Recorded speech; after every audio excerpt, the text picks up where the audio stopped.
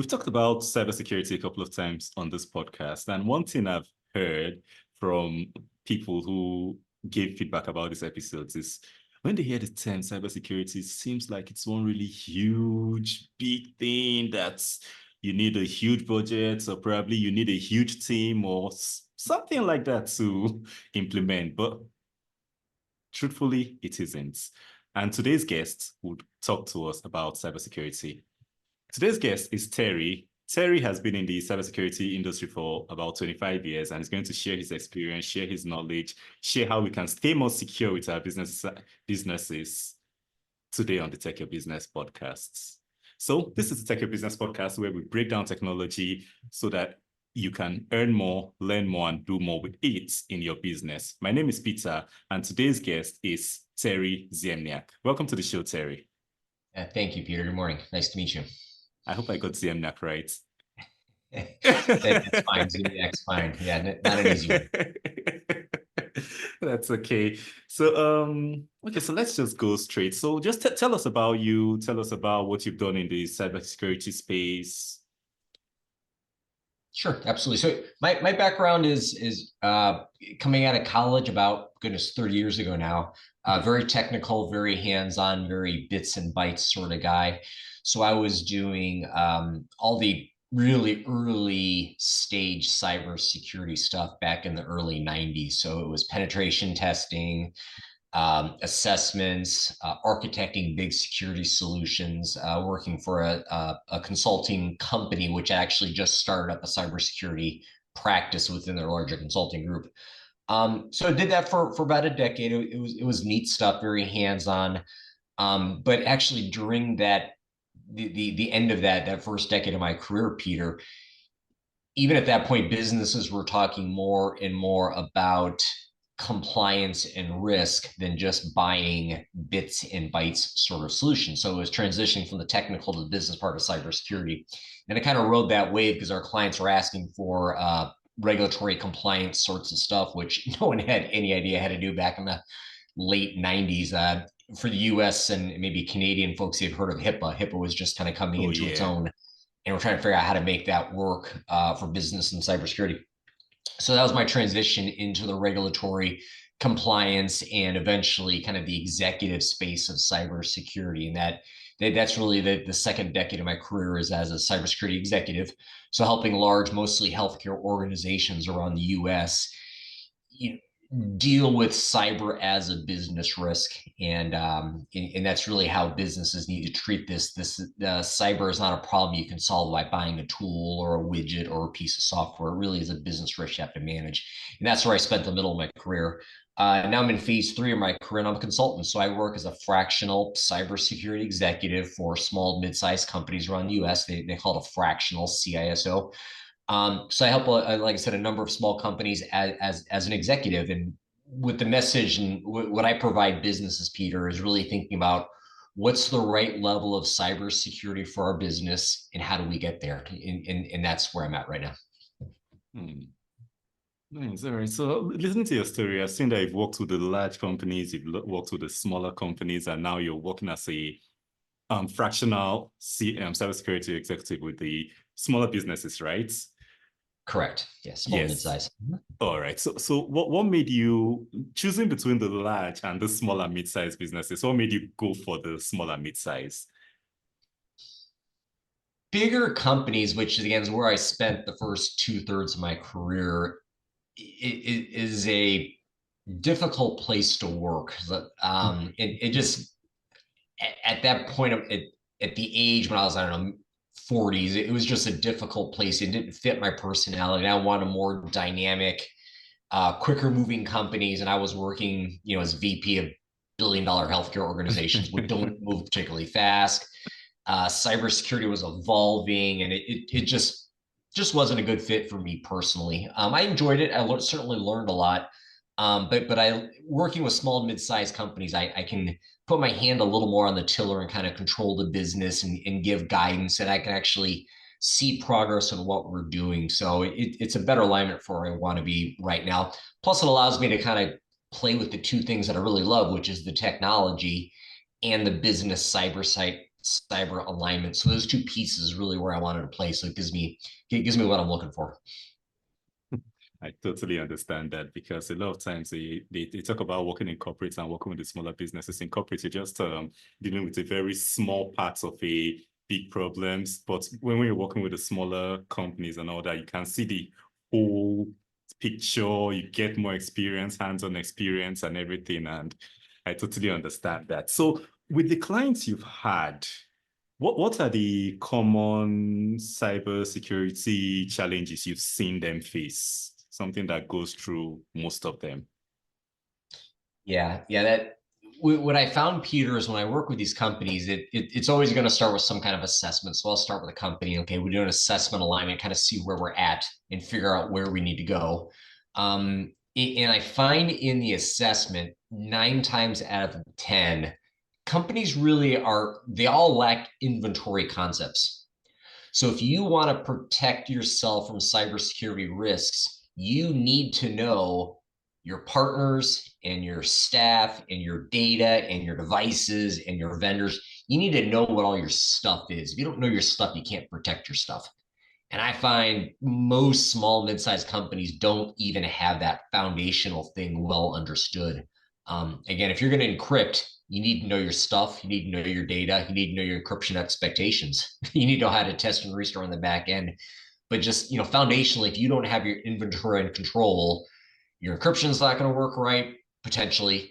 You're not going to be able to train correctly. You can't do business continuity correctly. You can't do anything correctly. Just foundationally, you don't know your stuff. So I tell you, that's probably the most common problem across all organizations, just foundationally knowing your stuff. Because again, if you don't have that in place, everything else is suspect. All right. So when you work with a new company, like you said, you start with an assessment of what they are doing, assessment of what they are using, and you've seen that most of them don't know. Okay, I think I have a picture of that, because especially with this work from home, a lot of companies are working from home. What are your what's your take on that? Because you see a lot of companies, some of them say, okay, let the staff members bring in their own devices, their computers. Some of them have devices they issue out to the staff members, things like that. How does that impact the security? What have you seen around that remote work? Well, the big change with work from home is if you think about how technology and companies were set up a decade ago, all of your people, your devices, your data was in kind of a controlled area. So within your infrastructure, your location, your network, you could control it because you know it's here. And that was the old security methodology, the mindset of we're going to have a very robust outside wall and then everything inside is safe. Now that we're working from home, it's really blown up that model. We knew we should be shifting from that model, but with COVID and work from home, we were forced very quickly to accommodate Peter at home and Terry at home. That coupled together with all the cloud technologies that's popped over the past decade, more and more outsourcing these the cloud architecture supports ways to share data. AI, we talk about that a little bit today, another way for data to move, but it actually kind of harpens, Peter, upon that same problem of your stuff. Where are your people? What are the devices? Where's the data going? Do we have can we use Chat GPT? Should we be using Dropbox or Google Drive? It's just stuff is very dynamic, and getting control and understanding of your things so you can then review your expectations, your policy, your security controls. That's all gotten blown up because everything moves, the data, the people, devices, everything's moving very quickly. So that same foundational problem is frankly getting worse. Yeah. So I think one common thing you mentioned is about the people. You mentioned those choices we use about using Google Drive or Dropbox, which are things we do without really thinking. We just pick what's closest and go with that. But you also mentioned the human factor about people moving things and all that. So can you give us an example where human behavior, a person in the organization, what the person does, how it makes a difference on the company's cybersecurity? Yeah, especially for small and mid-sized companies, I'll give you an example, maybe more in their space. So in bigger companies, there's overhead in the governance space. I mean, we have clarity on what you can and can't do, and we have controls to really box people in, so they less likely they can do what they're not supposed to be doing. They can't do it. Small and mid-sized companies, you typically want to more the idea of you're going to empower your staff to go as quick as they can, but you want to kind of give them guidelines. So in the people space, if you have to trust that Peter doesn't use Dropbox, even though he can, you want to trust Terry's not, I don't know, putting things on a thumb drive he shouldn't be putting things on. If you want to trust that Susie's properly trained not to click on links. Again, all those problems, just the fact, the culture of cybersecurity is much, much harder to build and foster when everyone's remote. So I think that's another kind of an issue that we're seeing when everyone's spread out is, when I do assessments, you can say, hey, we culturally know we should be doing X, Y, Z. We just don't have policies. But cultural agreement and building those shared understandings is really hard when everyone's separate. And I see that that's more of a foundational problem, that alignment and agreement and shared understanding that just kind of natively supports business processes isn't happening anymore. So you need to be more prescriptive that if we don't want Peter using Dropbox, we got to block Dropbox for Peter. We need to educate Peter regularly. You cannot use Dropbox. You're allowed to use Google, but not Dropbox. And of course, that assumes, Peter needs to use Dropbox. Why is Peter using it? Do we have another business solution for Peter? We don't want to stop Peter from working. We just want to make sure it works securely. So just things are harder when people are spread out, when you're trying to foster a culture to get you the level of security you need without being overly burdensome and leveraging governance. So I think it's just the complexity of people being spread out and building groups and teams and culture. Yeah, so I think what do you mean? Just having systems and processes in place rather than just depending on trusting people. Because I'll give you a good example. Everyone's heard of the phishing cybersecurity attacks where someone sends, Peter's in HR, and I send Peter an email from fake Terry. Hey, yeah. Peter, this is fake Terry. Please change my bank routing information for my next paycheck. Mm-hmm. Happens all the time. It's just these sorts of attacks are just common, happens constantly. In the old days, and actually it happened to one of my clients, HR Peter would walk over to Terry and said, hey, Terry, did you send me that email? No, I didn't, Peter. But Peter and Terry are now on opposite continents. What's the process where Peter checks with Terry that it's legit? So as a business, we have to look at that risk, that cyber risk, and say, hey, Peter, here, we know this is a risk and we have a process for you. Anytime someone asks you to change their bank information, you must, I don't know, perhaps call him on a phone number we know, or you must get his manager to, so whatever it may be, some kind of process, but you have to understand the risk and give Peter more prescriptive steps to address that risk. Because again, in the old days, Peter would just walk by and say hi to Terry and see what's going on. That just doesn't exist when everyone's remote. A lot of times, why people don't really, because you just described a situation in a normal office, you just walk over to the next cubicle or whatever and ask, okay, did you do this or did you do that? But in our distributed environments, there are so many, you might even want to call, but you're not even sure the person who you're hearing, and the person's voice, you're not sure the person's the right person. So sometimes all these things, the reason why people don't really comply, staff members won't really comply, is because it starts to feel like a burden. It starts to add so many different extra steps to every process, to everything. So how can a business create this culture of people actually paying attention, people actually doing the right things, people actually following the processes without making it feel like a burden to them, to make them actually want to do these things? Yeah, absolutely. That's been a long-standing problem with cybersecurity and frankly, all sorts of compliance efforts of any type, cyber or otherwise, is that if cybersecurity is added as a bolt-on, it then becomes disruptive to your business flow. So if the process to validate Terry is, I don't know, Peter calls Terry, but that doesn't work, And now cybersecurity, I'll actually maybe give a better example, Peter, sharing passwords. Okay.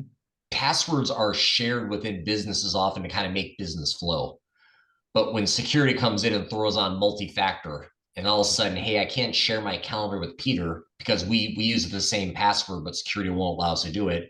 Therefore, the message is cybersecurity is breaking business.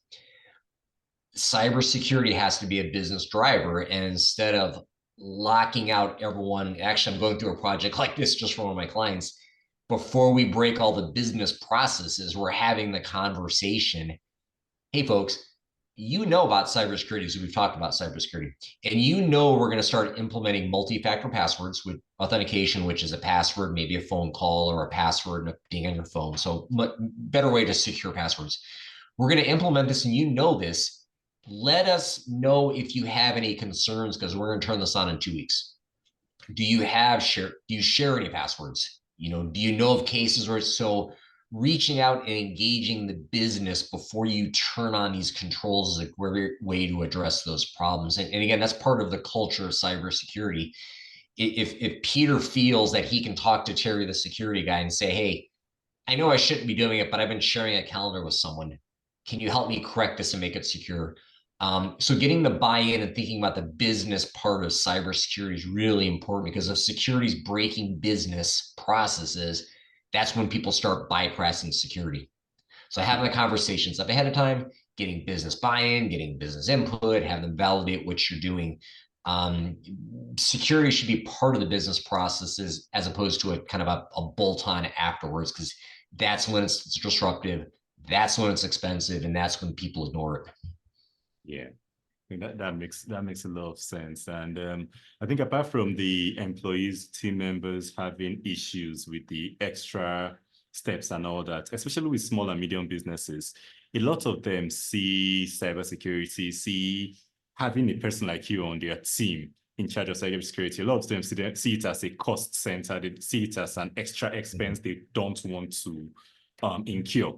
So how can what would you say to them to show them that having good cybersecurity practices would actually help them grow, would actually set them apart from their competitors, rather than just be an extra cost without returns? Yeah, again, that's been an ongoing debate within the cybersecurity world since I started in this space 30 years ago. Cyber historically has been just kind of a drag on the IT budget historically. It was always justification, always fighting. But recently, there's clear business value in cybersecurity. Number one is as a business risk management tool. So, maybe we can talk a little later today, Peter, about the Crowdstrike issue that happened over the weekend. So there was a huge outage, knocked airlines and Microsoft, knocked everybody offline over the past 3 or 4 days. And that was just effectively a bad patch came from your vendors, but knocked out all your computers.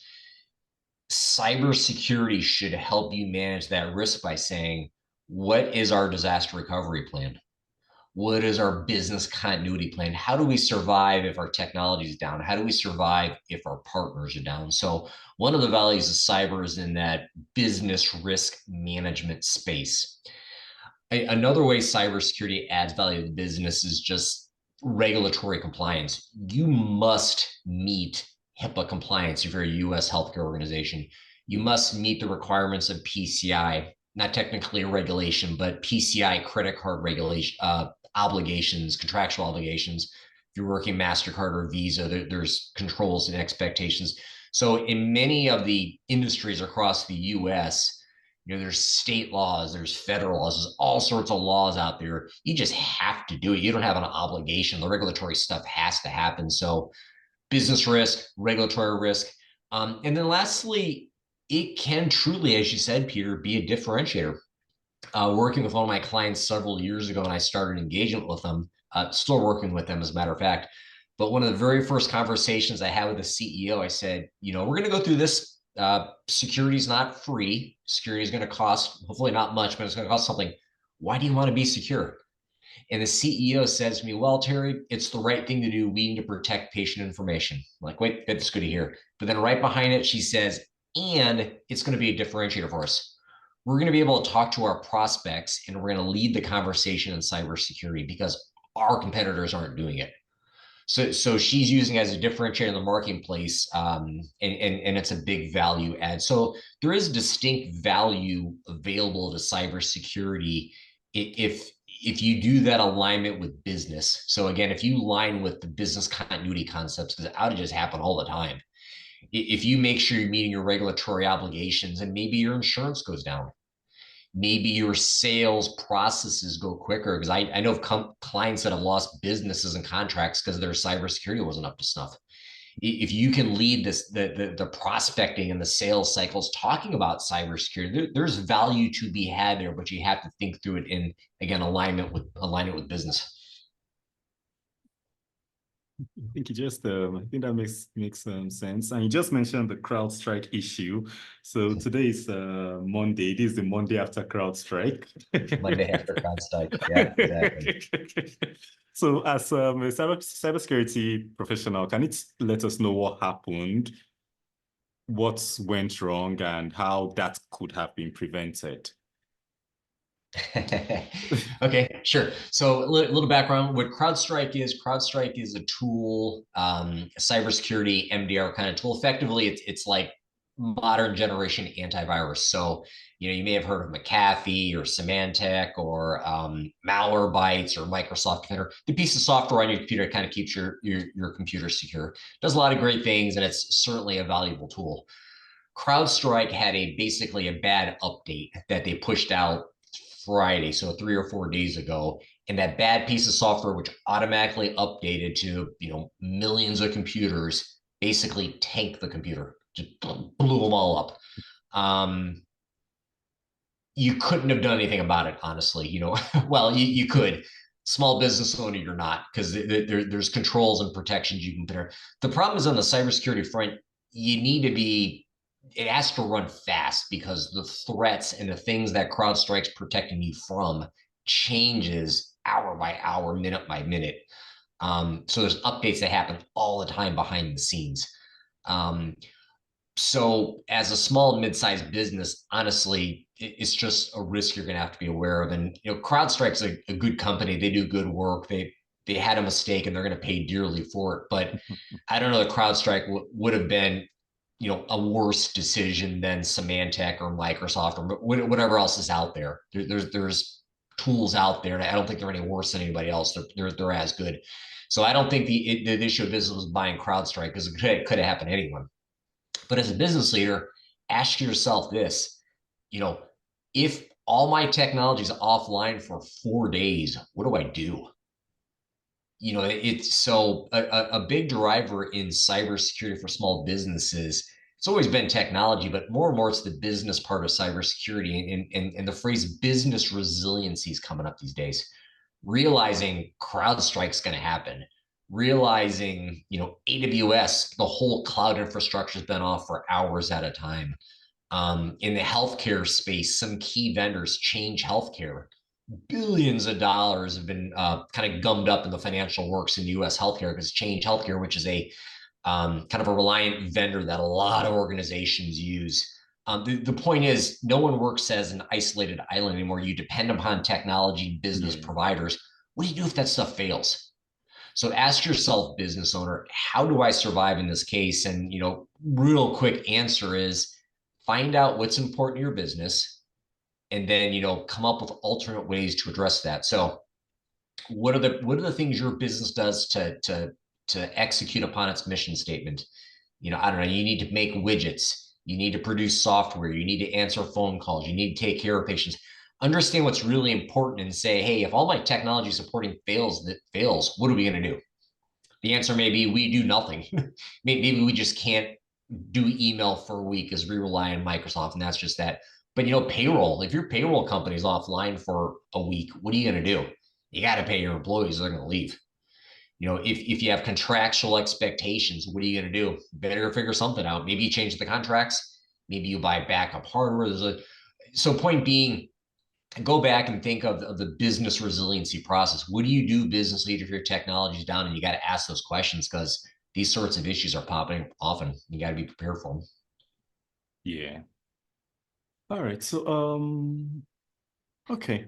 So earlier in the interview, you talked about AI, and you also talked later on about that same example where if someone emails to change their payment details or bank account details, you're able to talk to the next person, and now that next person is like the next continent away. And in the last 2 years, we've seen with AI, we've seen AI creating realistic videos of people. We've seen AI being able to clone your voice almost perfectly. We've seen AI creating deepfakes that would deceive almost everybody. So these things now, I believe they've made cybersecurity, they've made dealing with people remotely a lot more difficult. So what's your take on that? How in the past few years you've been dealing in this industry, how much more difficult has it made cybersecurity for businesses?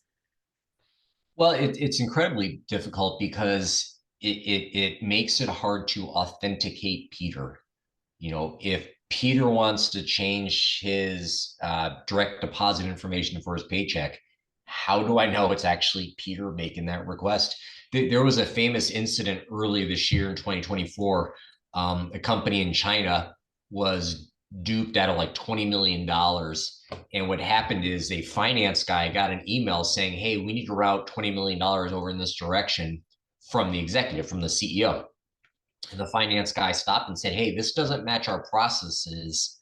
I'm not comfortable making this transition or this transaction. He then got a Zoom call link to talk about it. And on the Zoom call was, just as you said, deep fake videos. So there was a deep fake of the CEO, the CFO, and I think one other person. So basically deep fake videos, which convinced this finance guy to go and make the transaction.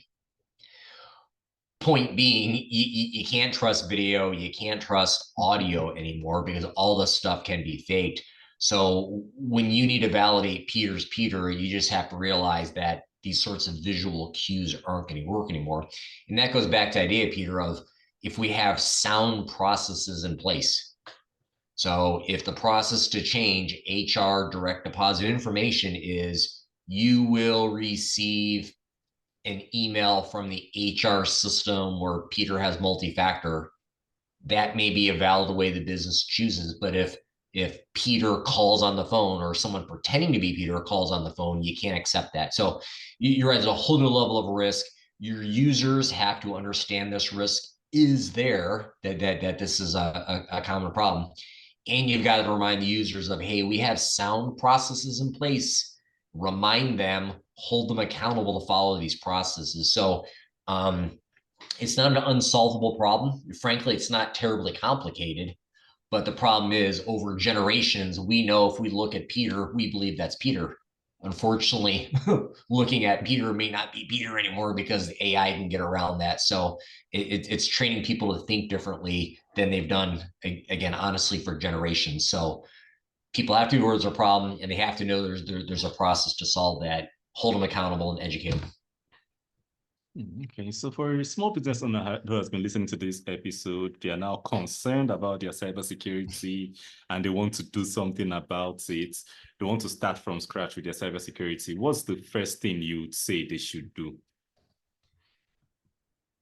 First thing to do if I was a small business owner, small or mid-size, maybe even not first, if you have something you want to kind of reboot or rethink what you're doing, is that assessment. Most people don't think holistically about cybersecurity unless you really play in this space. So if you're thinking, I bought a good device, I'm secure, that's not the answer anymore. If you said, I've trained people, I'm secure, that's not the answer. The cybersecurity as a business risk is very broad. So I would suggest, Peter, the starting point for a new program or a reassessment is a framework. Frameworks are excellent because then it's not Terry said do these 10 things and we're secure, or Peter said do these 20 and secure, we'll be secure. It's more along the lines of industry experts over years have come up with these broad objectives, controls, expectations, that we're going to use to secure business. So a framework which will allow you to kind of walk through the breadth of cybersecurity. Common ones that are out there, if you guys want to Google this, NIST CSF, so the National Institute of Standards and Technology Cybersecurity Framework's a great one. It is broad, it's a lot to read, but it gives you a good holistic way to view your cybersecurity program. There's much smaller ones out there. So for US, or actually anyone on the internet can get to these, FTC, Federal Trade Commission, and the Small Business Administration, they've got good guidance for small businesses. But point being, don't make up your own standard for what is secure and what's not secure. Go find those broad frameworks that you can use and kind of methodically work through to consider all of cybersecurity. Because again, typical business leader, you may not have been thinking about business resiliency, which you and I, Peter, were talking about 5 or 6 minutes ago. Are you thinking about broadly about what cybersecurity means for your business? And that's what the framework gives you. Okay, so you'd advise that they go for the established frameworks, go through those frameworks and work with them. Exactly. Yep.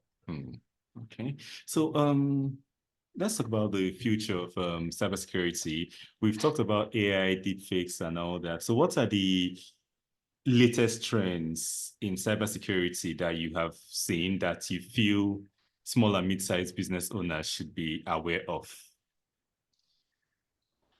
Well, I tell you one thing that's popped up recently on the radar the past few years is I've got several clients, and their engagement with me started directly due to a business problem, and it was they couldn't sell to prospects because they couldn't convince them they were secure enough.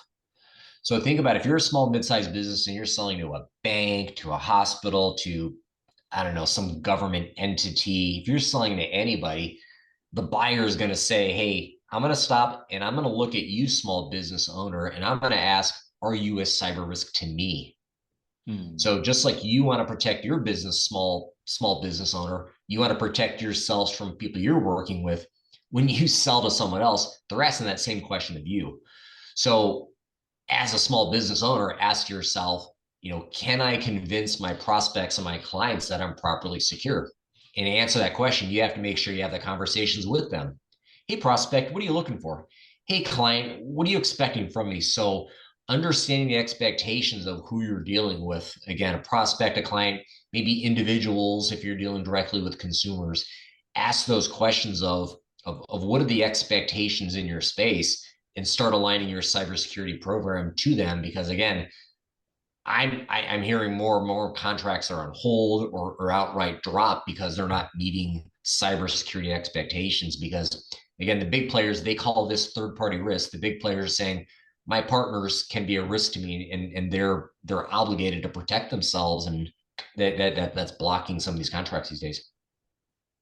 That's actually interesting, and I think that makes a good case for why businesses should take this cybersecurity take it seriously. Why they should take it seriously, because when you look at it, you might have the larger enterprise totally secure and all that. Then maybe they bring in a small business to probably maybe do one thing or build one thing or do something for them, and that business now opens a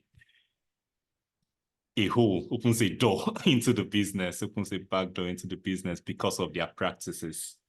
That's exactly. We talked about Crowdstrike. If you buy Crowdstrike, and Crowdstrike has an issue. Theirs wasn't directly cyber related, but if they have an issue, the small business impacts the big player. There was an issue a couple of years ago with a very, very large IT service provider tool called Kaseya. And small mid-sized businesses often outsource their IT services. So, desktop support, email support, they'll outsource that. One of the main tools those guys use is called Kaseya. That had a big cybersecurity issue. And that impacted IT providers, which impacted all the mid-sized businesses. So again, just like you're worried about who you buy from, big players are looking at you as that same kind of risk. And that becomes the value of cybersecurity, when you can get through the reviews quicker, when you can lead the conversation of cybersecurity, when you understand their expectations, you can address them before they bring them up. that's your differentiator. All right. So if a listener listening on this podcast can do just one thing, only one thing to improve their cybersecurity, maybe they're at the beginning or they've done one or two things before, but if there's one thing you would advise them to do after listening to this episode, what would that one thing be? Well, I'll say one thing would be hard, but I would say, Peter, the big first step is understanding how secure you have to be. Is your objective as a business owner to be Fort Knox? If do you want to be bulletproof organization? And I tell you, that should not be your goal, because you're going to get bankrupt trying to go there, and you're never going to be bulletproof anyway. But at the other end of the scale, you don't want to be irresponsible in cybersecurity. Somewhere in that range is where you need to be. So a clear understanding of how secure you have to be. And we talked about some of the ways to think through that. You need to understand what your prospects and your clients are expecting. You need to understand what the regulators are expecting. You need to understand what your cyber insurance is expecting. You need to understand what you as a business owner need from a resiliency point of view. So think through how secure you have to be. And if you listen carefully, you can find a lot of that information. So, consider your goal before you rush too far into the cybersecurity journey. And that goal may change year by year as you have new partners and your business model changes, which is fine. But, consider your goal before you put too much effort into starting the journey. All right, so that's really good advice. Don't expect to become Fort Knox, else you end up bankrupting yourself. But you should have the right level of security for your Yes. business. All right. So for listeners who, I know we can keep talking about this for the next 3, 4, 5 hours, but so for listeners who want to learn more about cybersecurity for their businesses, listeners who want to connect with you, probably want to work with you or anything, what's the best way they can reach you? Sure. So I work for as I mentioned, I'm a fractional cybersecurity executive. So I work basically multiple companies as a small slice of an executive. I work for a company of other fractional executives. So I'm a partner at a company called Tech CXO. And what we have is basically we're a full service fractional executive company. We've got CFOs, CTOs, CIOs. I'm one of the couple of cybersecurity guys on the team. So if you're looking for me or someone comparable, feel free to reach out to us at Tech CXO. Again, my name's Terry. Don't bother with the last name. Ziemniak. It's kind of a hard one. And I'm sure you'll have links in the notes, Peter. Yeah, so we'll have links and notes to the website. That's techcxo.com. Look for Terry Ziemniak. I got it this time, I hope.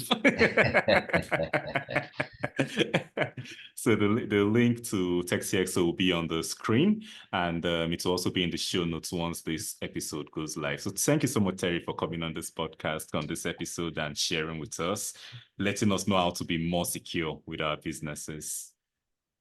Thank you, Peter. It's been a pleasure. Thank you. And for the listeners, did you get any value from this episode? If you did, please share with anybody that you know has issues with cybersecurity, who is curious about cybersecurity, who knows they have to do more with cybersecurity, probably who needs to be compliant. You heard Terry talk about people not being able to execute contracts because they were not secure enough, their business are not secure enough. So share this episode with those people. And if you want to be the first person to know when we post more helpful content like this for your business, don't forget to follow, like, share, and subscribe wherever you're seeing us or hearing us on. So we have a couple of other episodes on tech and business, on cybersecurity. There's over 80, almost 90. So just scroll down, listen to them till next week when we're back with a brand new episode. Bye for now.